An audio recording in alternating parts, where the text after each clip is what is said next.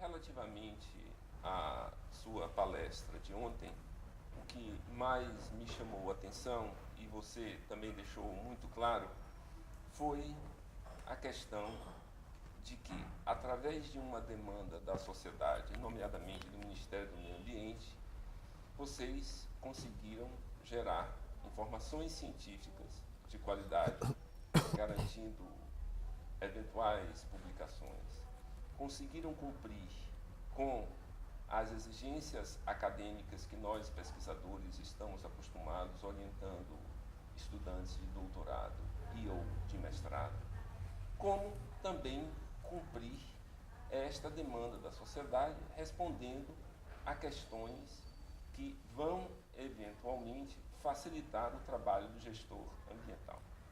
Então eu gostaria de que você descrevesse isso para o nosso público, como isso chegou a vocês, como vocês desenvolveram, e também apresentar um pouquinho rapidamente sobre os problemas que vocês encontraram, porque ontem você foi muito, eu diria, humilde em apresentar apenas os resultados, belezas, bonitinhos, mas seguramente vocês tiveram muitas dificuldades para gerar aquilo, e se você pudesse, eu gostaria de que você apresentasse ao nosso público algumas informações relativamente a isto. Mas o Eduardo, acho que, não sei, contrariamente ao esperado, a gente não teve tantas dificuldades na medida que a gente já tinha, através de trabalhos anteriores, um bom banco de dados, né, georreferenciado. A gente tinha as imagens da SOS Mata Atlântica. Enfim, a gente tinha informação e os meios computacionais de fazer o processamento, né? Então, o principal desafio foi um desenvolvimento metodológico. E esse é um desafio intelectual. Então, não houve empecilhos, digamos, logísticos para que aquilo fosse feito, né? Agora, o que mais me atraiu nessa dinâmica foi justamente o fato de poder integrar pesquisa junto com pós-graduação, junto com uma demanda de um gestor ambiental e como você falou, produzir um produto que é útil para a sociedade, que é parte da tese de um aluno meu e que, ao mesmo tempo, é um dado científico interessante, que seguiu uma metodologia científica interessante. Então, e é isso assim que eu estou buscando na minha pesquisa, no meu laboratório, que é uma abordagem um pouco mais transdisciplinar, onde o conhecimento ele é produzido não apenas através do conhecimento acadêmico, mas também incorporando o conhecimento dos gestores ambientais, que muitas vezes não são obrigatoriamente conhecimentos científicos da forma como a gente conhece, mas juntando todos esses atores, stakeholders, né, na solução de uma problemática, né, integrando esses conhecimentos na solução de uma problemática. E eu tenho procurado muito me aproximar da Secretaria do Meio Ambiente, através até do Biota FAPESP, né, que é um programa de pesquisa, mas que também já permeou e vem permeando, agora vai ter uma chamada junto com a Secretaria do Meio Ambiente, então que vem fazendo pesquisa em prol de gestão pública, né, junto com políticas públicas, e isso me atrai muito, porque a gente percebe que uma pesquisa que é feita nessa abordagem mais integradora, né, com os diferentes atores, essa pesquisa ela é muito mais rapidamente aplicada e de forma mais efetiva do que uma pesquisa que é feita do modo tradicional, onde você tem um pesquisador numa ponta da linha de produção fazendo a sua pesquisa e o gestor apenas recebendo uma informação que muitas vezes primeiro que ele muitas vezes recebe só uma parte daquela informação gerada pelo pesquisador, e parte que ele recebe muitas vezes ele não entende e não é útil, né? Então essa forma tradicional, que é unidirecional, com pouco diálogo, né, com pouca interação, ela é pouco efetiva. Então eu estou muito atraído, acho que a ecologia da paisagem é uma disciplina que prima por fazer ciência, que tem aplicações imediatas, né? E eu acho que fazendo dessa forma mais transdisciplinar, mais junto com os atores, os gestores, as pessoas que vão fazer o planejamento ambiental, é a forma de se fazer ciência, no meu entender, principalmente para a ecologia da paisagem. Relativamente a isto que você falou, nós da IFBA, juntamente com a SEMA, estamos trazendo o professor Danilo e o professor Luciano, dia 22 desse mês, no mês de abril, obviamente, e eles ministrarão um curso para... O Miltinho, né? O Miltinho, Danilo. Você falou o Luciano? O Milton. Miltinho.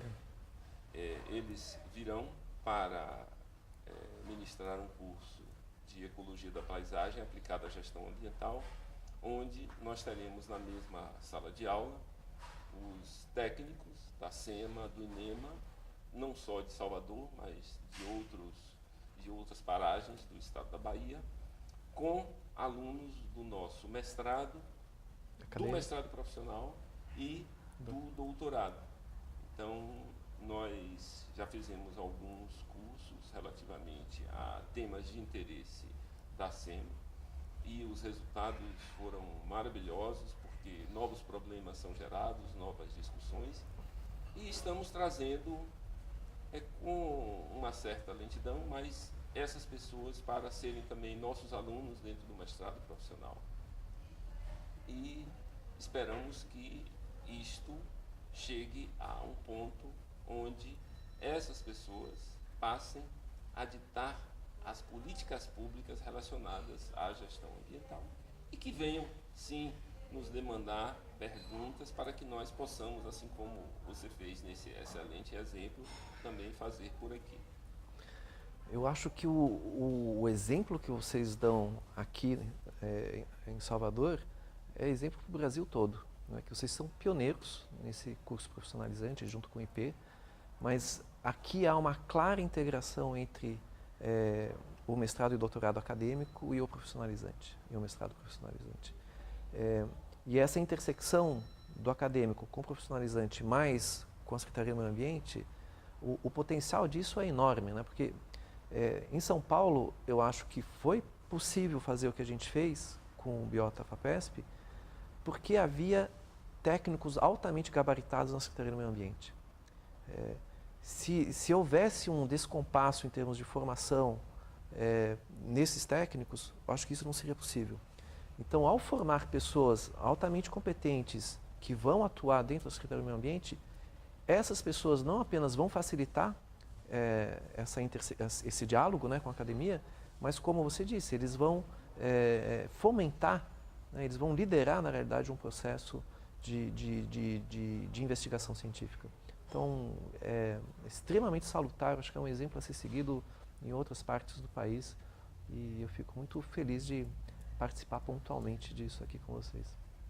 Também é interessante esse item que você comentou, da forte interação que houve entre os pesquisadores do Biota FAPESP, juntamente com os técnicos da Secretaria de Meio Ambiente do Estado de São Paulo.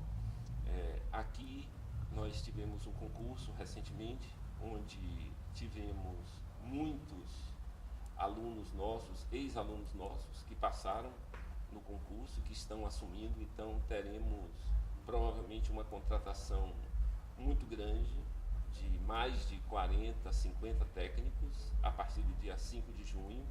Então teremos uma nova perspectiva, novo sangue dentro da Secretaria de Meio Ambiente, e nós esperamos que esses novos também venham se integrar a nós para fazermos o que, como você bem disse, interessantemente, já existe na Secretaria de Saúde.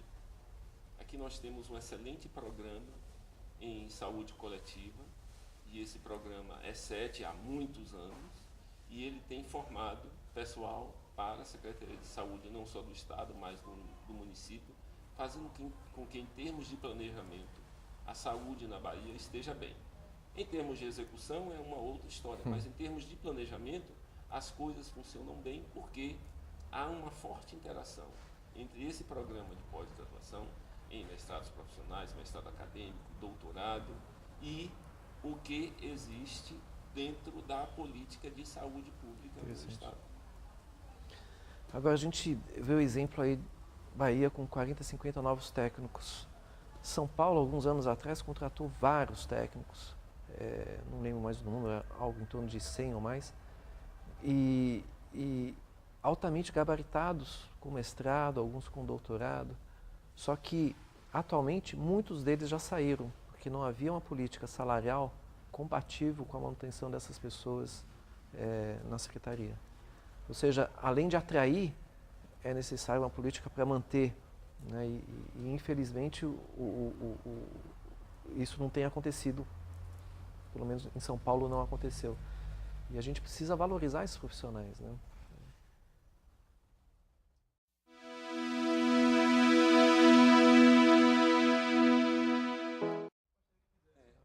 Com relação à sua excelente palestra de ontem, eu gostaria de que você, para principalmente o público que não esteve presente, fizesse um pequeno resumo para que as pessoas entendam o que foi falado e o que elas perderam.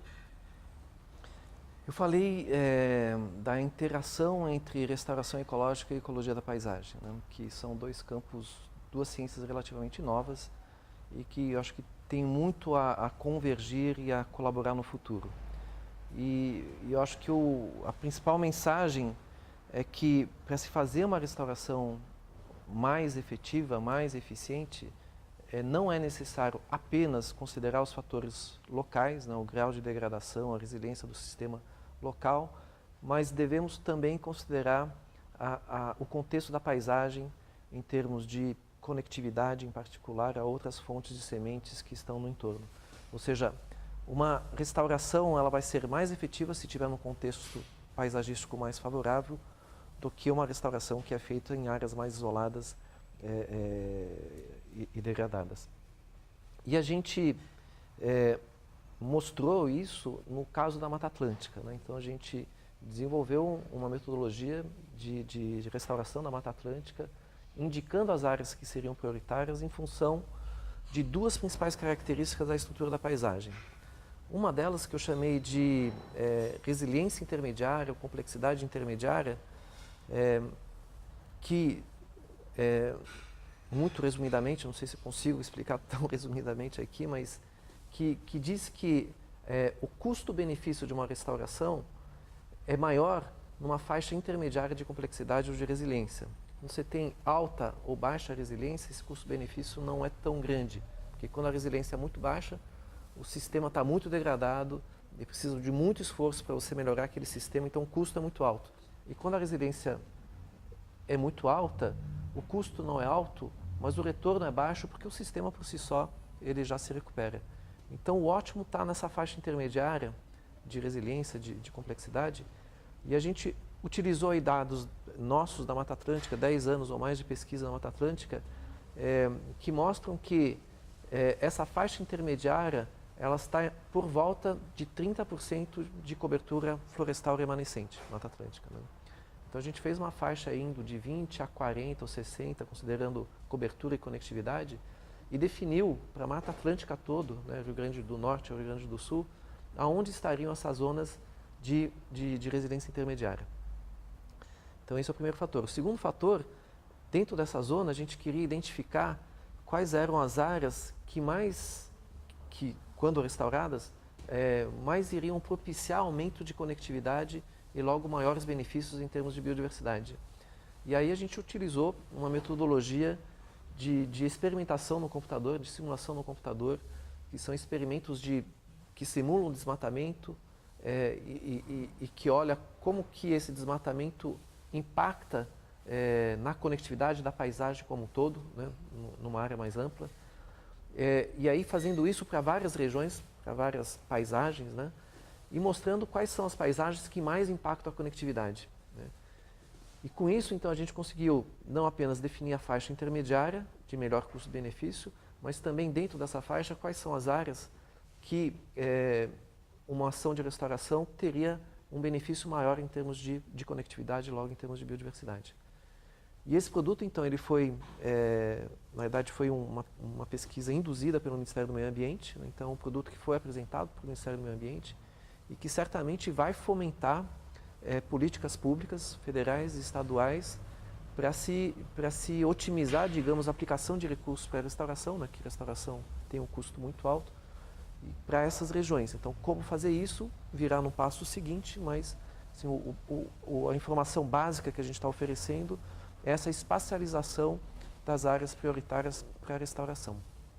E esse processo também foi interessante, porque ele aliou resposta a uma demanda pública, junto com pesquisa científica e junto com um trabalho de um orientando meu, ou seja, parte de uma tese de pós-graduação de doutorado. Resumindo, muito resumidamente, foi isso.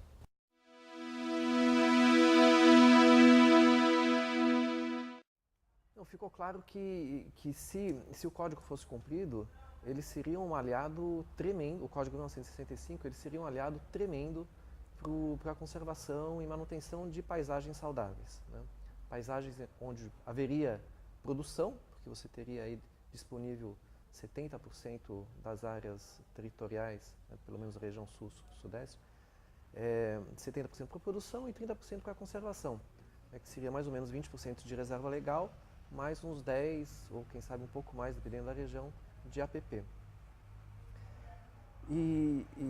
Mas infelizmente não havia, primeiro não houve políticas públicas para que esse código fosse cumprido. Então, na realidade, desde 1965 até hoje, a gente tem aí 40, 50 anos de descumprimento do Código Florestal, o que faz com que a gente chegue hoje numa situação em que havia, pelo menos antes da reformulação do Código, um monte de irregularidades, né? E essas irregularidades, para serem compensadas, né, para serem regularizadas, elas demandariam um custo muito alto. Então a gente estava na sinuca de bico, né, não porque o código era ruim, mas porque o código não foi cumprido e isso ao longo do tempo levou a áreas imensas, o que necessitaria uma restauração muito intensa e muito custosa, né? Então era uma sinuca de bico. E aí, qual que era a solução? Ou você investe uma quantidade de dinheiro grande para permitir com que essa restauração ocorra, de fato, subsidiando os proprietários, principalmente pequenos proprietários ou agricultores familiares, ou então você muda a lei, né, e torna a lei mais branda, que foi a segunda opção que foi adotada no ano passado, né? Então mudou-se a lei. Boa parte da restauração requerida pelo Código Antigo não mais é necessária atualmente. A gente tem estudos pontuais que mostram que há uma redução aí no entorno de 50% a 60% da quantidade de áreas restauradas para adequação ao novo Código Florestal em não de 65. Ou seja, amenizou muito, né? Os pequenos proprietários não precisam mais restaurar, os grandes precisam, mas aí há um monte de regras de flexibilização. Então não apenas eles têm que restaurar menos, mas eles podem incorporar, por exemplo, o APP no cômputo da reserva legal, eles podem compensar a reserva legal em outro local, ou seja, há uma série de regras de flexibilização que provavelmente vão fazer com que a gente não tenha de fato restauração. E quando a gente pensa nos sistemas mais degradados, como no caso da Mata Atlântica, não é mais necessário apenas conservar, a gente precisa restaurar, né? Então a gente precisa de uma legislação que incentive a restauração e não apenas que mantenha o que a gente já tem. Porque a gente já sabe, mantendo o que a gente já tem, a gente vai perder muitas espécies, né? É o que a gente chama na ciência de débito de extinção. Ou seja, você tem uma mudança, você tem desmatamento, você tem fragmentação, tem degradação ambiental, só que os efeitos disso, em termos de perda de espécies, só ocorrem depois de um certo tempo, 40, 50 anos, né? A gente ainda está nesse tempo de latência, de ajuste, né? Se mantiver a situação tal qual, ou se piorar, vai perder espécie, e muitas espécies. Se perdendo essas espécies, a gente perde uma série de serviços ecossistêmicos de valor econômico, inclusive. Então a gente precisa não apenas conservar, mas a gente precisa restaurar. E a gente precisa de uma legislação que incentive essa restauração. Então a mudança do Código Florestal foi um golpe terrível em termos de conservação, porque não apenas dilapidou um código que era interessante em termos ecológicos, que não foi implementado, então, mas isso era uma questão de vontade de política pública, né? de vontade política, de fato. Mas não só a gente dilapidou aquele Código Florestal, como desincentivou a restauração, que é o que a gente mais precisa em boa parte do país, né? Então a gente está numa situação muito delicada, né? Então, e eu ainda acredito que pela estratégia que foi adotada, né, de você perdoar todo o desmatamento que ocorreu até 2008, né, a anistia, né, claramente, você dá uma clara mensagem que outras anistias poderão vir no futuro. Né? Então, mesmo tendo sido abrandado, né, mesmo que os proprietários hoje em dia tenham uma obrigação muito menor de restauração em particular, eu acho que se não houver uma vontade política, de fato, que esse novo código seja implementado, vai acontecer a mesma coisa com o novo código que aconteceu com o código antigo. Ele não vai ser implementado, a restauração não vai ocorrer e possivelmente a gente vai estar no mesmo status quo, piorando, né? Na curva. Então, eu acho até que ele tentou ter um banho de realidade, mas ao ter um banho de realidade, ele perdeu completamente a sustentação ecológica. Vou dar um exemplo. A proteção dos rios, nas margens dos rios, era definida antigamente pela largura do rio, aí você tinha uma largura associada de proteção de cada uma das margens. Podia ser criticado, porque essa largura é uma largura fixa para o Brasil todo, e obviamente que isso depende do tipo de solo, do relevo, de outras características. Mas, enfim, tinha um mínimo lá que fazia algum sentido através da literatura, a gente tinha algum suporte para essas larguras. Atualmente, ele depende da largura do rio e depende do tamanho da propriedade. Então, basicamente o que eles estão dizendo, ou a interpretação que a gente pode dar, é que propriedades menores não precisam tanto de conservação do rio, enquanto que propriedades maiores precisam de conservação do rio. Para mim não faz sentido nenhum. Muito pelo contrário, acho que os pequenos proprietários, que muitas vezes são mais dependentes diretamente dos recursos naturais, eles precisam que aquele recurso seja melhor protegido, eles precisam de uma boa proteção ao longo dos rios. Né? Os grandes também, mas assim, os pequenos também precisam. Ou seja, não faz sentido para você ganhar realidade, você incluir o tamanho da propriedade, faz sentido assim para você tentar facilitar em termos econômicos, em termos sociais, mas em termos ecológicos não faz sentido nenhum. Então a gente fica com uns absurdos ecológicos tão grandes que a efetividade da implementação do novo Código Florestal pode ser que não seja de fato o que a gente espera. Né? Ele não é sustentável ecologicamente. Ou seja, pode ser que a gente, se houver um esforço na próxima década de se adequar a esse novo Código Florestal, pode ser que isso seja insuficiente para a gente, de fato, ter paisagens sustentáveis. É isso que eu estou falando. Ou seja, houve uma flexibilização tão grande que, mesmo cumprindo o que está na lei, não é suficiente.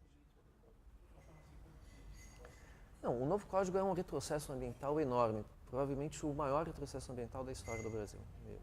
Eu não apenas acredito, mas colocaria minha mão no fogo por essas palavras. Historicamente, daqui a 10, 20 anos, a gente vai olhar para trás e vai ver que esse é o maior retrocesso ambiental, porque é uma lei federal que legisla sobre todo o Brasil, e a gente sabe que 70% da vegetação brasileira está em áreas privadas. Né? E o Código Florestal é a principal legislação que regula a proteção nessas áreas privadas. Então essa flexibilização é um tiro no pé, porque não apenas a gente reduz proteção natural de biodiversidade, mas a gente retira muitos dos serviços ambientais prestados por essas florestas, de regulação climática, de depuração da água dos rios, de controle de erosão, de deslizamento, de serviços como polinização, controle de praga, regulação de doenças, tudo isso se perde. E a gente mal e mal sabe o valor econômico que isso tem, mas tem um valor econômico que a gente vai perceber quando a gente perder. É que nem quando a gente quebra um braço que a gente percebe a utilidade do braço, uma vez que a gente não tem mais ele funcional. A mesma coisa, assim, daqui a 10, 20 anos, eu acredito piamente que a gente vai se dar conta do grande erro que a gente fez com essa mudança do Código Florestal. Esse é o primeiro ponto. O segundo ponto é que eu fiquei muito triste e decepcionado com a forma como a ciência foi utilizada para a mudança do Código Florestal. Então, no início da discussão, se dizia, o Código 65 não tem suporte científico.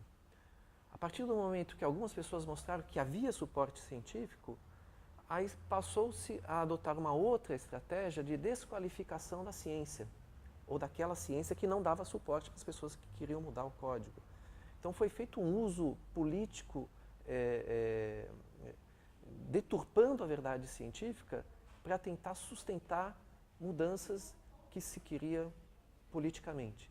Então foi um mau uso completo da ciência, né? Então dando suporte para pequenos grupos minoritários para os quais se encomendava ciência para defender um certo ponto, ou seja, não uma ciência isenta, e se relegando toda a ciência feita por um conjunto de pesquisadores de renome, né, com sustentação da Academia Brasileira de Ciências, da SBPC, ou seja, que são as duas entidades científicas maiores, né, mais importantes do Brasil. Então, desqualificando as sociedades científicas, desqualificando cientistas de renome e com fama científica de fazer boa ciência, em prol de uma mudança que se queria, que era uma mudança política. Então, assim, eu fico decepcionado tanto pelo resultado, né, que é um retrocesso enorme, quanto pelo processo pelo qual a gente chegou nesse resultado, que foi desqualificar a boa ciência científica que se faz no Brasil.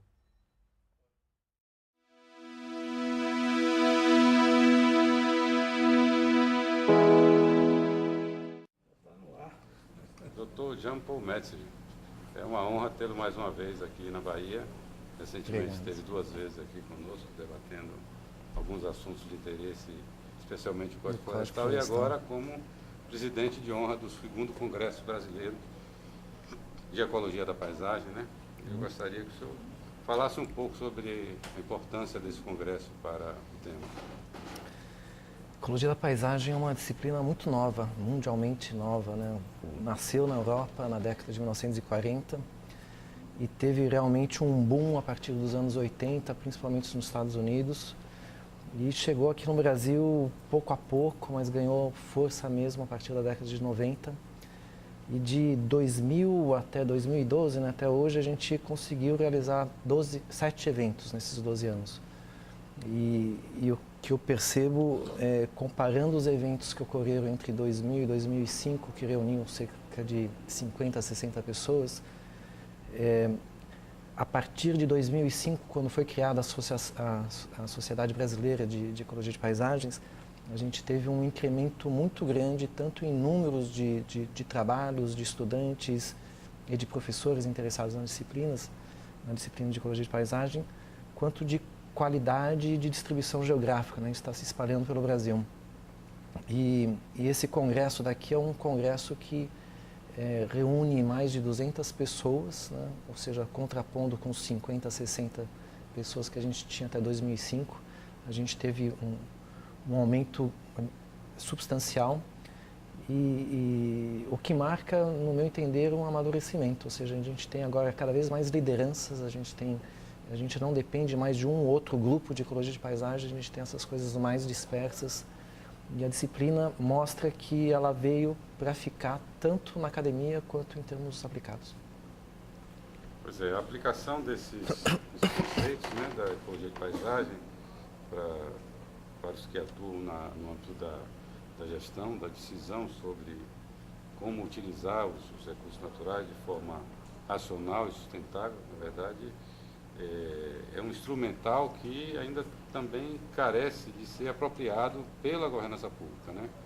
Como é que está essa interface da Sociedade Brasileira de Ecologia de Paisagem com a governança pública no momento? Essa é uma questão complexa e, na minha opinião, o diferencial será dado a partir do momento em que o pesquisador e a academia começarem a planejar a pesquisa junto com o usuário desse dado, junto com o tomador de decisão. No estado de São Paulo, né, eu sou professor da Universidade de São Paulo, a gente teve uma experiência muito positiva dentro do programa Biota-FAPESP, onde depois de 10 anos de coleta de dados sobre biodiversidade no estado de São Paulo, a gente compilou, organizou esses dados para subsidiar políticas públicas de conservação e de restauração. E nesse momento da compilação dos dados, a gente trabalhou pesquisadores junto com os tomadores de decisão, junto com os usuários desse dado.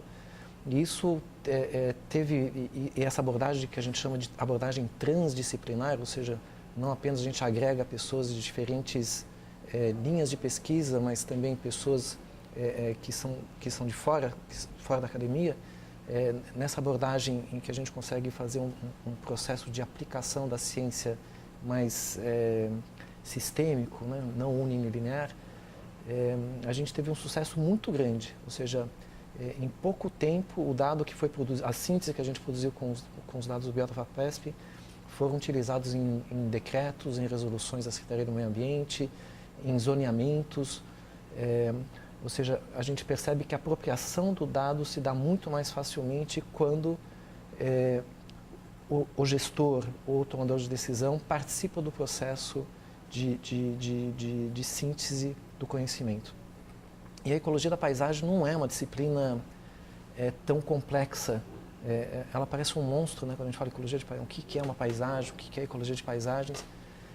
Mas, na realidade, quando a gente consegue explicar que a gente espacializa as problemáticas ecológicas, as problemáticas ambientais, e a gente mostra que nem tudo depende da condição local, mas depende também do contexto, né, do contexto da paisagem, que a gente diz, a gente acrescenta uma dimensão nova de análise que é muito chave para os tomadores de decisão, porque os tomadores de decisão estão lidando com áreas heterogêneas, né, com áreas amplas, estão lidando com esse contexto da paisagem, e a ecologia da paisagem justamente tenta prover a base científica, teórica, para a tomada de decisão nessas situações mais complexas.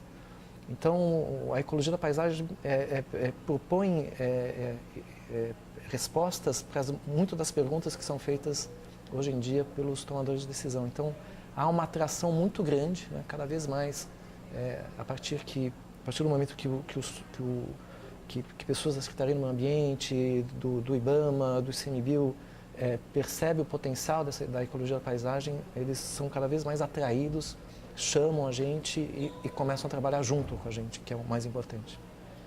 Esperamos que outros estados da federação, a Bahia inclusive, siga esse exemplo de São Paulo, né? E a gente comece a incorporar esses conhecimentos nas nossas práticas de gestão.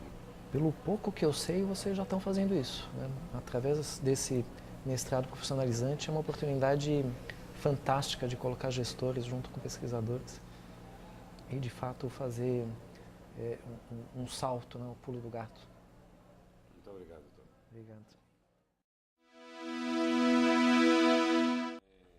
Bom, eu gostaria de agradecer a oportunidade em nome da Universidade Federal da Bahia.